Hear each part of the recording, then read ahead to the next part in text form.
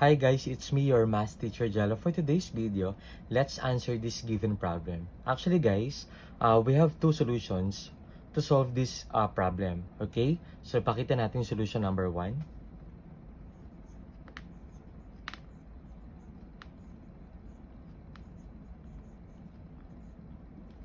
For the first solution, okay, so using a long method, okay, so 2/3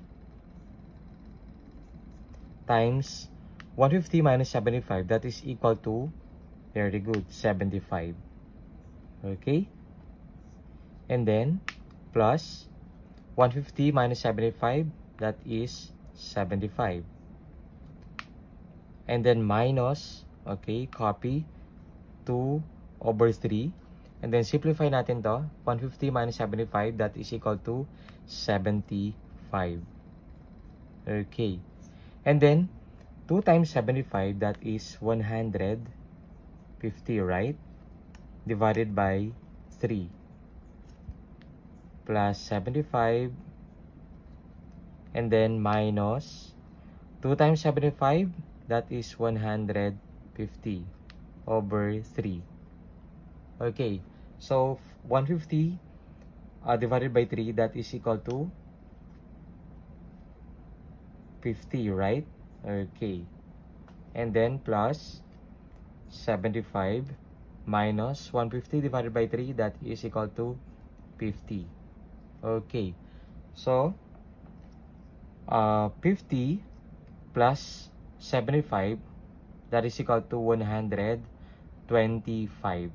Right? Minus 50, that is 75 pa rin naman. Okay? Or we can easily cancel out. Pwedeng ganon. Yan. Kasi, opposite sila. So, 50 plus negative 50, that is 0. Additive inverse. So, we left by 75, which is letter C. Okay. So, yung solution number 2 natin, pakita natin yon. Mas madali siya, guys.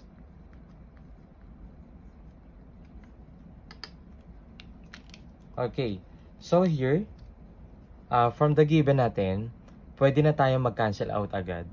Okay, yeah, pwede mag-cancel out agad. So, we have, ito, cancel natin yan, tsaka to. Kasi nga, opposite sila, no? We have positive and negative, right? So, we left by 150 minus 75. Okay, so ito na lang yon. 150 minus 75. So, 150 minus 75, that is equal to 75. Okay, so which is letter C. Okay, so ganun lang kadali. Kung meron kayo natutunan sa video ito, kindly like and share. Thank you for watching.